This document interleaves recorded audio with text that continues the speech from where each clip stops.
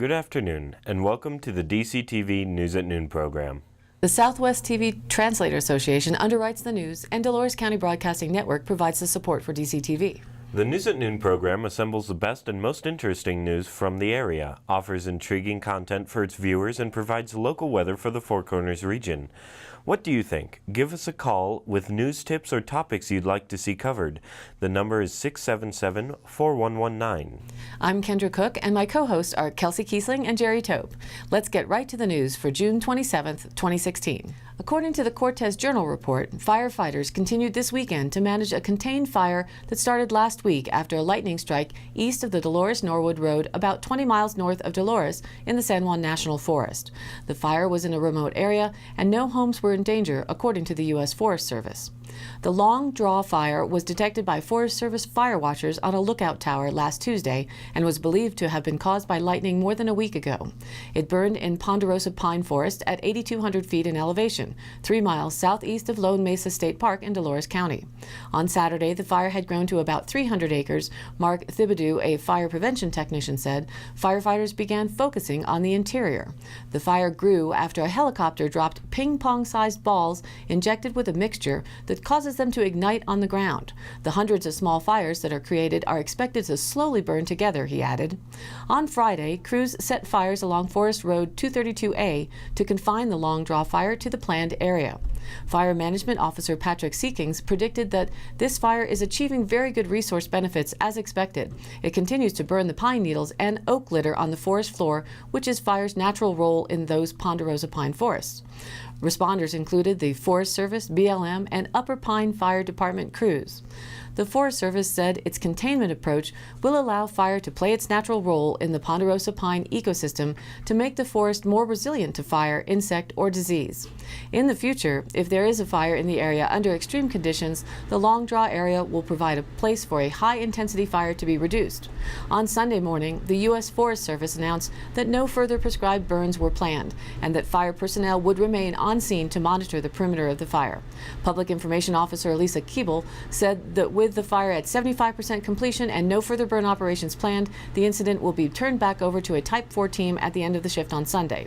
With wind picking up over the last few days, there is some risk of the sage hen fire picking back up, Padilla said, but he didn't seem that was likely, and the Forest Service isn't actively concerned. The long draw fire burned pine needles and oak litter, resulting in a low-intensity surface fire, while the sage hen fire last week, where cured cheatgrass and dry pinyon juniper ignited, carried the fire quickly. According to the Durango Herald, rocks tumbling onto mountain roads and heavily traveled highways is a hazard across Colorado, which has identified 750 areas where it is a chronic issue.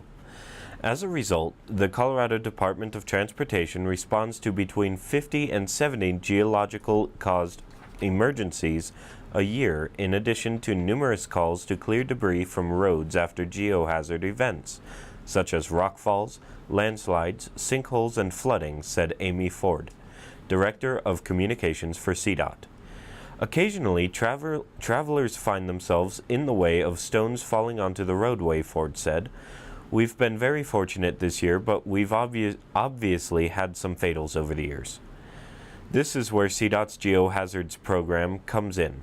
It is charged with the evaluation and mitigation planning for hazardous corridors throughout the state, as well as determining the priority for mitigating hazards, said Ty Ortiz, program manager. Priority is determined by comparing the number of hazardous events in a given corridor and the average daily traffic through the affected area, Ortiz said. This causes corridors such as U.S. Highway 550 at Bondad Hill to get a lower priority than higher volume roadways, such as Interstate 70, which experienced large geohazard events in Glenwood Canyon on February 14th and 15th, said Edward Archuleta, program engineer for Region 5. The stretch of Interstate 70 affected by these February events falls into Region 3 under CDOT and is still undergoing repair work, which requires various lane closures. Reported in the Durango Herald, New Mexico is suing the state of Colorado, saying its northern neighbor should be held responsible for the contamination from a massive mine waste spill last year, as well as decades of toxic drainage from mines near the headwaters of a shared river. The New Mexico Attorney General's Office and the State Environmental Department announced last Wednesday that they filed a complaint against Colorado with the U.S. Supreme Court. It seeks damages and demands that Colorado address problems at the mines. It marks the second major legal salvo fired by New Mexico in the wake of the August 2015 spill, which fouled rivers in 3 western states with a bright yellow plume of arsenic, lead, and other heavy metals. The state also is suing the U.S. Environmental Protection Agency and the owners of 2 mines. New Mexico Environment Secretary Ryan Flynn told the Associated Press, "We had hoped the EPA and Colorado would try to work with us and come up with solutions, but the state of Colorado, its leadership, seems intent on defending EPA at every turn and is unwilling to work with us to move forward in a meaningful manner." The Colorado Governor's Office said it is disappointed New Mexico has chosen, quote, costly and time-consuming litigation. The Governor's Office said in a statement, "While the Gold King mine spill was a striking reminder throughout the West that there are thousands of abandoned mines that would benefit from joint cleanup efforts, the litigation doesn't impact our commitment to addressing the challenges posed by historic mine drainage." The EPA has declined to comment on the lawsuit, but it has said it takes responsibility for the cleanup at the Gold King mine.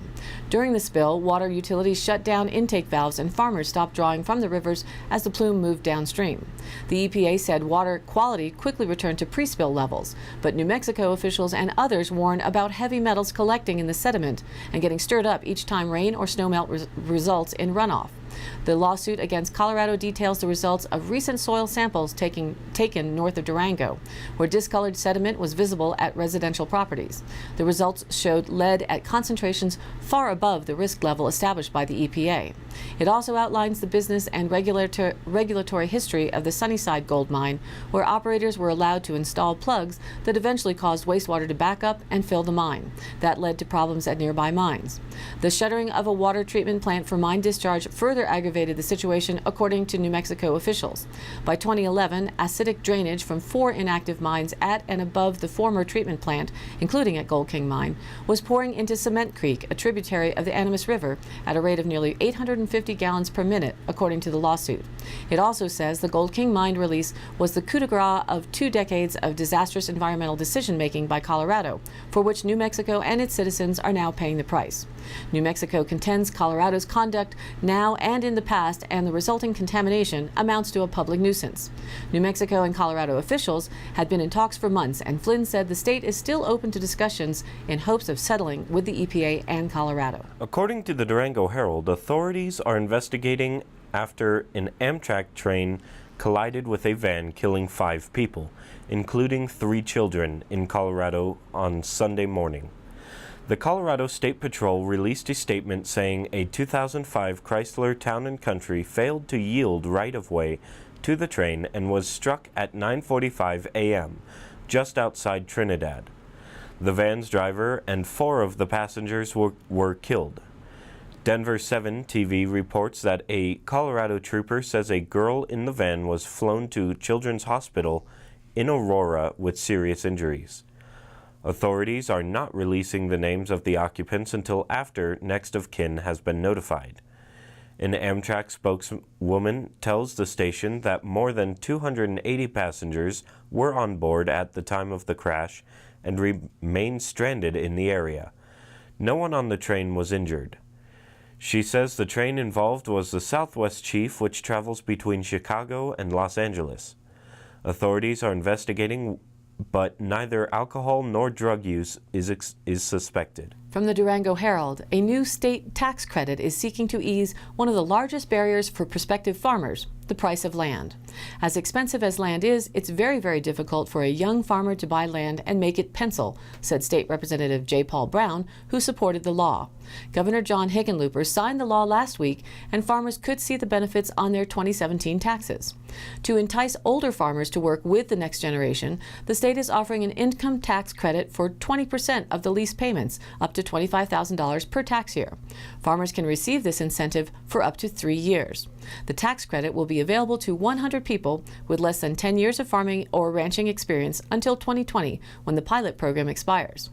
The whole idea is to encourage some young farmers to get in the business and get the experience, and then there is this incentive for older farmers to go ahead and lease to a younger farmer rather than to a corporation, Brown said. Kate Greenberg, Western Water Program Director for the National Young Farmers Coalition, said that tax credits are an important part of helping young farmers access land, but they are not going to solve the problem. Nationally, farmers older than 65 outnumber those younger than 35 by 6 to 1, and so there simply aren't enough people to take over production of all the land. We need to create a full suite of tools that allow young farmers to access land, steward water, and build viable farm and ranch businesses while helping close the farmland succession gap. However, this kind of tax credit can help farmers consider lease options instead of selling their land or taking it out of production. She also believes the measure will be appealing to landowners who want to see their land and water kept in agriculture but face development pressures. The tax credit is modeled after similar programs in Iowa and Nebraska, and it is designed to ease some of the risk that comes along with leasing to a younger farmer. This, according to Jim Rubing, Executive Director of Colorado Agricultural Development Authority. This authority will manage the program, and many of the details, such as how the 100 people for the program will be selected, which has not yet been determined, will be addressed this summer. According to the Durango Herald, an unidentified man suspected of holding up the downtown smoke shop in Durango Saturday afternoon remains at large. Durango police responded to a reported armed robbery at about 2:11 p.m. Saturday at the downtown smoke shop at 11th Street and Main Avenue. Police issued a statement that said a single man entered the store, brandished a handgun, and told the store clerk to give him all the money. The amount was not disclosed. The man is described as 6 feet tall with a fit build and in his mid to late 20s. The man is officers searched the area but were unable to locate the suspect. The man is considered armed and dangerous. Anyone with information is asked to contact Detective Chris Thompson at 375-4732. And now, here's our weather report. Today, we're not expecting to go above 90 and stay dry until later in the afternoon and evening. The San Juans may see showers and thunderstorms this afternoon. However, late tomorrow, we are to have clouds, and southeast Utah and southwest Colorado are to have the best chances. This will also moderate the day's high temperatures for the work week. The clouds tomorrow will be carrying a bit more than 1 inch of moisture, which is more than any of those for the previous 3 or 4 weeks. Stating the obvious, clouds never dump all their moisture. That being said, a few hundredths may fall tomorrow, today, and 1 2.5 tenths tomorrow, and a few hundredths Thursday. The result is that chances of rain and thunderstorms are mostly in the 40% until Friday, and then the low 20s and declining through the weekend to the upper teens for Monday next week. So every day will have its clouds for the next 7 days. A cold front's giving scattered showers and thunderstorms today from the northeast to the lower Mississippi Valley and southern plains. Showers and thunderstorms will spread from the Tennessee Valley into the Appalachians. Heavy rainfall of 1 to 2 inches with locally higher amounts are possible today and tonight for the central and southern Appalachians and the surrounding foothills. Flash flooding is possible in these areas. Scattered showers and thunderstorms are forecast across the southeastern U.S. and north along the East Coast today through Wednesday. Scattered showers and thunderstorms are expected today and tonight, and some may begin or become severe across the Central High Plains. The Storm Prediction Center is forecasting a slight risk of severe thunderstorms for the Central High Plains area through tonight and into Tuesday. A few isolated thunderstorms are possible across portions of the Northwest. High temperatures today and Tuesday are forecast to be 10 to 15 degrees above average across much of the western U.S. Temperatures will reach well into the 90s at the lower elevations of the Great Basin and the Intermountain West, with a few areas even reaching 100 degrees. In our 5-day forecast, although NOAA is giving us slightly higher chances than those shown on the screen, the first real chances we've had for about a month. The day's high temps at about 90 today will be in the upper 80s for the rest of the week and leave us with about 10 degrees less than the last 2 weeks for a total of about 30-degree difference from the day's highs to the nighttime lows for the week. Nighttime lows will be in the mid-50s, and some of the nights will have storm activity present during the wee hours. Last week's CO2 levels were at 406.66 parts per million. Week before last, 407.20 parts per million. 1 year ago, 402.78 parts per million, and 10 years back for the same week was at 383.67 parts per million. Now back to the news. According to the Durango Herald, complaints are continuing to pile up after the University of Northern Colorado created a bias response team to deal with behavior deemed to be offensive, including issues involving race, religion, national origin, and sexual orientation. Complaints range from in-class assignments to students' strongly stated political opinions. They even included cooking competitions that caused problems for students with eating disorders. First Amendment supporters say that they have concerns about investigations, and they say the regulations could have a chilling effect on education. According to more than 240 documents reviewed by the Tribune of Greeley that were obtained through an online publication, bias response team members sought to censor what a professor can cover in class, and the team has advised another professor not to discuss some sensitive issues at all to avoid offending students. UNC officials said that they just want to educate students about offensive rhetoric. Adam Steinbau, attorney for the Foundation for Individual Rights in Education that tracks bias response teams around the country, said UNC is encouraging students to report on what students believe are hostile or offensive classroom environments posted on the university's bias response team website. According to the documents, a professor brought up debate topics during a discussion of an Atlantic article titled "The Coddling of the American Mind" that included transgender issues.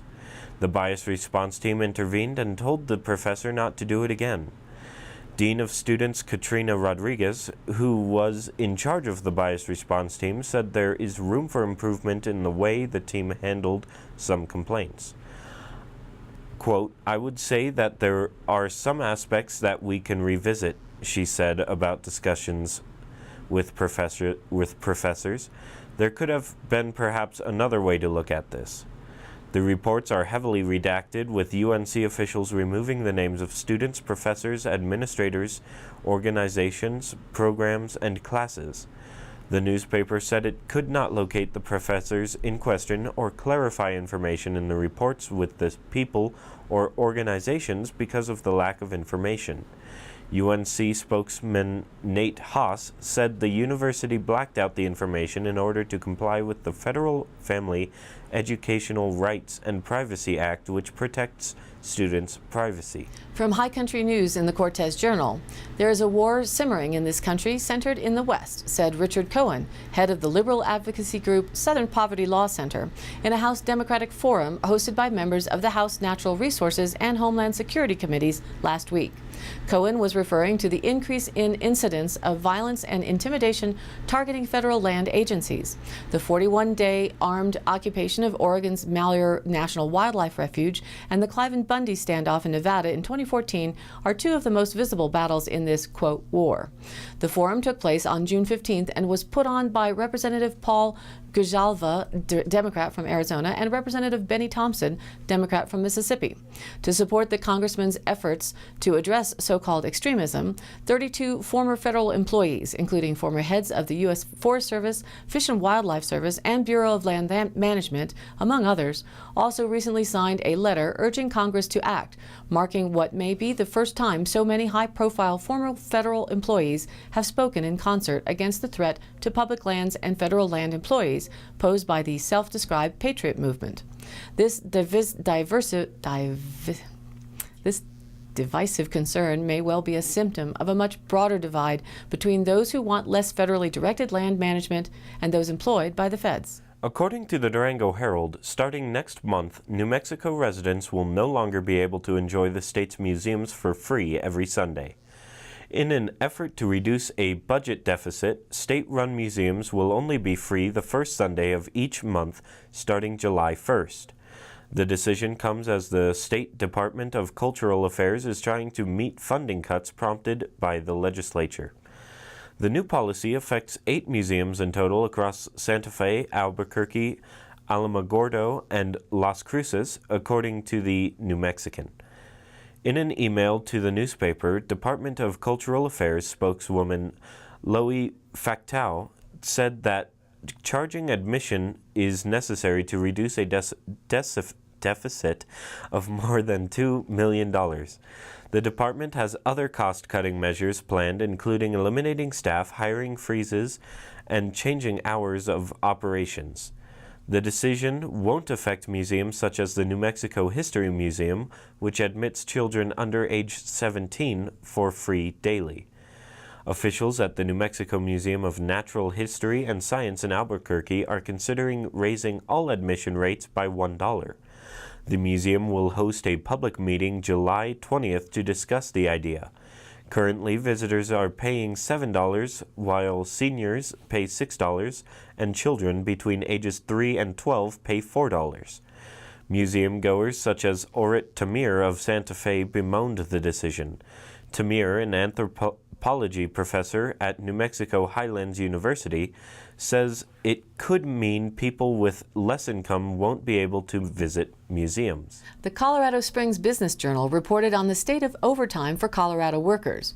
In that article, they said the U.S. Department of Labor recently passed wage regulations that more than double the limits set for overtime eligibility, and they did so over the objections of many small businesses.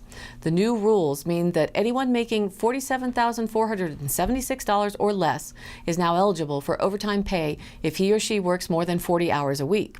Some fields are exempt: teachers, police, and firefighters. Managers aren't exempt unless they make more than the limit. Retail workers, line workers in assembly plants, hourly restaurant staff, all are eligible under the new rules. Figures show about 5 million people nationally will be now eligible, and businesses have to figure out how to maintain current levels of productivity and still keep their bottom line in the black. It's not going to be easy. The rules are complex, and some businesses are hiring human resource consultants to examine every job description and every position to see who is eligible for overtime and who isn't. In some cases, costly timekeeping methods, computerized or punch cards, will be needed to accurately track workers' time on the job. Some companies will try to use flex time, giving time off if an employee works more than 80 hours in a pay period. That might work, but legal experts say it's risky. A complaint from an employee leads to Labor Department investigations and possible civil penalties in addition to paying the overtime that was due. There are arguments in favor of the decision. The overtime wage regulations were hopelessly stuck in the 1970s when the limit was placed at $23,660. Supporters argue that the increase is necessary to keep pace with the economic realities of the 21st century. It clearly was the Obama administration's answer to Congress not increasing the minimum wage federally. But it was too much, too fast. Instead of gradually increasing the wage limit over a number of years, the Labor Department decided to double the overtime wage limit immediately. After this year, the department is set to make gradual increases in line with cost of living adjustments. Instead of giving businesses years to work through legalities, red tape, and needed additional technology, they have months. And the burden will fall on small businesses, many of which cannot afford either the consulting fees to get it right or the civil penalties if they get it wrong. To localize that point, small places with much lower costs of living will face the same limits regarding overtime wages in as big cities like San Francisco or New York. In some cases, opponents argue that workers will lose, that entry-level management jobs will disappear as employers revert salaries to hourly wages to make sure they comply with the rules. While Congress could act to block the regulations, it's unlikely in an election year, leaving businesses with little recourse but to set up new timekeeping measures, change job descriptions, and move employees to hourly wages before the December start date. A more nuanced approach could have solved the issue with gradual increases in the overtime wage limit instead of a doubling it in a single year. This looks more like something right out of the pages of Ayn Rand and Atlas Shrugged. And now the Dolores County Sheriff's Roundup for the week of June 20th through the 26th. A deputy investigated a non-injury vehicle accident on Highway 491. A deputy responded to a non-injury vehicle versus deer accident on Highway 491. The sheriff's office received a report of cows on Highway 491. A fire was reported at the compression station. Forest Service was notified and stated they would like to allow it to burn naturally. A resident reported a juvenile harassing wildlife with a pellet gun in town. That's it for today's roundup. Stay tuned this week for more updates. In today's high country happenings, well, this is a big upcoming weekend for every town, it seems. Farmington is putting on a 4th of July Freedom event, starting with activities on June 30th. The outdoor summer theater presenting The Addams Family at 8 p.m. by Sandstone Productions at Lyons Wilderness Park. Friday, July 1st, the Gem and Mineral Show starts at 10 to 6 at the Farmington Civic Center. TGIF music and lunch with Grant and Randy at 11 to 1 p.m. at Orchard Park, and another opportunity to see the Addams Family at 8. Saturday, July 2nd, Freedom 4's co-ed volleyball tournament runs from 8 a.m. to dusk at the Brookside Park. The Gem Show is open again from 10 to 6 and the Addams Family Show at 8. Sunday, July 3rd, Wolves and Wild Lands exhibit and Peregrine Falcon from 8 to 5 p.m. is the opening exhibit at the Farmington Museum and Visitor Center, and another chance to check in at the Gem and Mineral Show, open from 10 to 5. The Family Freedom Fest Sunday goes from 5 p.m. to 8:30 p.m. Farmington Museum and Visitor Center is the location for food and ice cream available for purchase. You can stay after and enjoy the fireworks and musical simulcast. There's an ice cream eating contest, performance by San Juan College's company, Delbert Anderson Trio, and the Kisma Brass Band. Fireworks display should start at 9:25 p.m. Be sure to listen to the simulcast at KWYK at 94.9 FM. Then on the 4th, on Monday, Party in the Park from 11 a.m. to 5:30 p.m. at the Brookside Park. There's food, entertainment, fun vendors, live music, games, and activities for the entire family. A skateboard competition at 11, water balloon fight at 2, Papa John's pizza eating contest at 3, and the Freedom Days Electric Light Parade at 9 p.m. on Main Street. For all these details, visit online at farmingtonnm.org. And in Cortez, there will be the Cortez Burst Triathlon. The race starts at the outdoor pool. Their goal is to encourage as many people as possible to participate, from beginners to experts, kids to adults. For all the details, visit CortezTri.com or on Facebook, Cortez Burst Triathlon. Cortez is July 4th. Rotary fireworks display will be at Centennial Park. Tomorrow we'll remind you of all the schedule of events happenings here in Dove Creek for the Pick and Hoe. All of the happenings segment is posted on our DCTV News at Noon Facebook page, along with the embedded YouTube replays and the exclusive DCTV 5-day forecast graphic. If you have an event, you can email us at dcbnnews@gmail.com or call the station at 677-4119 and we'll be sure to get it on air. Thanks for tuning in. This program is aired live at noon Monday through Wednesday and rebroadcast at 2:30 and 8 p.m. on Channel 32.1 Dolores County, on Channel 30.4 in Montezuma County, and their cable Channel 5. Tell a friend and watch the broadcast replayed on YouTube and now featured on our Facebook page. Please like us there and spread the word. Talk Tuesday will be Pick and Hoe, Things You Might Not Know. Call in and tell us your best memories or suggestions that's directly following the news at 12:30 tomorrow, Tuesday. For Kendra Cook, Jerry Tope, and all those who are working to bring you DCTV and the News at Noon program from Dove Creek, USA, I'm Kelsey Kiesling. See you next time.